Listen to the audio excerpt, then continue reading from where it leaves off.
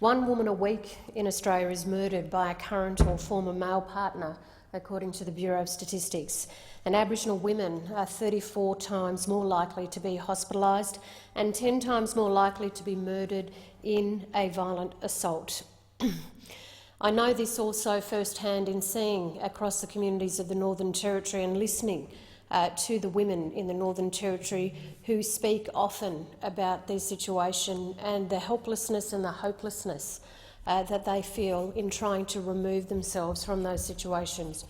We have terrific workers in our women's shelters and safe houses in our communities, and in particular in our towns of Alice Springs, Tennant Creek, Katherine and in Darwin. I've spoken here on many occasions about the concerns those shelters have in terms of continued funding support for the families, for the women and the children who come looking for safety and looking for a way forward where they can be financially capable of standing alone with their children and without being in a violent home life or with a violent partner. But we know that there is more to this than funding, but I have to address the fact that there has been so much cut in the area of the services to our families, certainly across the Northern Territory, but I'm acutely aware of those same calls being echoed right across the country. Even organisations like the Working Women's Centre in Australia, many of whom have been shut down or defunded. We have a wonderful Working Women's Centre in the Northern Territory that's struggling, and they're able to support and talk and listen to these women who come forward wanting to be financially stable, wanting to be financially independent, to be able to remove themselves from situations that are enormously violent for themselves and their children. But there has to be an understanding, and I know we say, and I've heard this a few times today, that we shouldn't politicise these events. I think we also have to be very realistic in understanding that when you remove certain abilities for those workers in those women's shelters, in those legal services, in the Working Women's Centres, that it has a profound and direct impact on the lives of Australian families who are in vulnerable positions. Putting your head in the sand and saying that that is not the answer is not the way to go. It really isn't. There has to be an injection of incredible amounts of support and resourcing for all of these Australians who work so hard to assist those families. And whether they're working in the environments, as I've said, in the Working Women's Centres, in the legal services, the women's legal services, the Aboriginal community-controlled organisations, they are critical at the front line of assisting our families who desperately need support and desperately need help. You know, I, like everyone else in this country, was horrified to see what happened in Brisbane last week, and I certainly extend my condolences to the family of Hannah Clark and her children. It was indeed an act of horrendous violence. But, Madam Acting Deputy President, I've also seen similar acts on my families in the Gulf region. I can stand here and say that nearly every second woman in my family has experienced some form of violence, and we live with it. We try to support each other.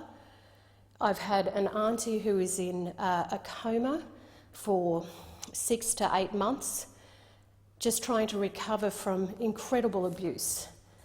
And when she came through, she now lives with, certainly has lost a foot and lost some toes on the other foot, and can hardly move her arm. So we look at what kind of support she can get with prosthetics to try and assist her in being able to continue to live in Borroloola. But it's hard. And then that's the physical trauma. What about the emotional and the spiritual and the psychological trauma that a lot of these women do not have the chance to even talk through? They don't have a chance. You know, we need these mental health workers, we need these counsellors, and certainly for First Nations women, we need them to be culturally appropriate services that can be spoken in language, can be in an environment where these women can talk about what has happened to them, and so that they can then share those stories so that it can help our younger women, wherever they are, to stand up and know that there is support out there, not just in their families, but also in the services that governments at every level, at state, territory, local government, and this federal government must be providing to our Australians who are enormously vulnerable in this position. And I've certainly had other women, when I've gone through to the Darwin Aboriginal Islander Women's Shelter in Darwin, and the amazing work of people like Regina Bennett, who runs that organisation on the smell of an oily rag, really, but the dedication and the loyalty of people like her and her team to ensure that they are there for these women is outstanding. And I commend people like Regina and others who are working in our safe houses across the Northern Territory, but even right across Australia. You know, what I'm standing here and saying is not just isolated to the Territory. I know that there are services in every state and territory who try, and these employees who try to work with the vulnerable families. So there is a correlation, Senators.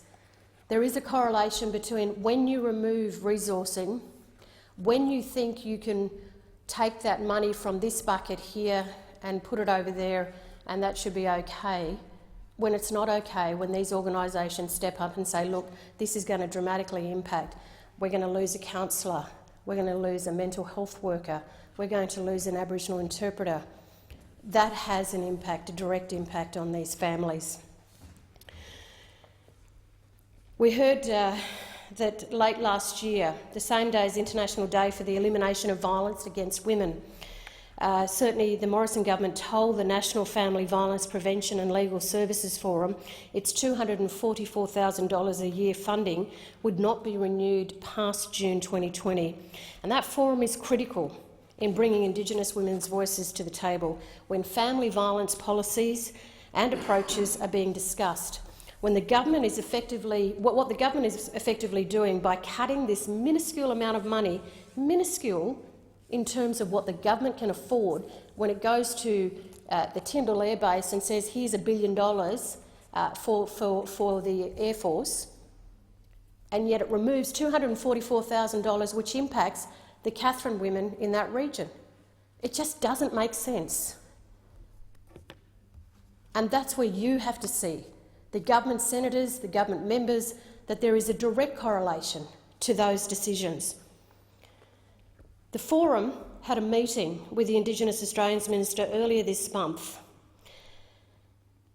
but despite making sympathetic noises, the Minister was unable to give the Forum any assistance they would be able to, any assistance or any assurance that they will be able to operate into the future. They're asking for $244,000 a year. Instead, the Minister has told the sector, already thinly resourced and outstretched, to engage in a co-design process. But the sector is very strongly of the view that why redesign something they know already works? So I'll give you an idea of how this government cuts will impact services on the ground in the NT. The National Family Violence Prevention and Legal Service Forum supports a small, culturally appropriate Indigenous frontline services to ensure their experiences and views are reflected in national discussions. So if you're going to remove that, you're saying to the women of the Northern Territory in this instance that their voices don't matter, but you're also saying to the vulnerable women right across Australia that it's not a priority. And listening to the senators today, listening to Senator Cormann speak today, I know that you know it's important. And I'm just asking you to recognise that when you make those decisions of funding, it does have a profound and direct impact on our families across Australia when these organisations are either so under-resourced or have to close shop. And it's not good enough.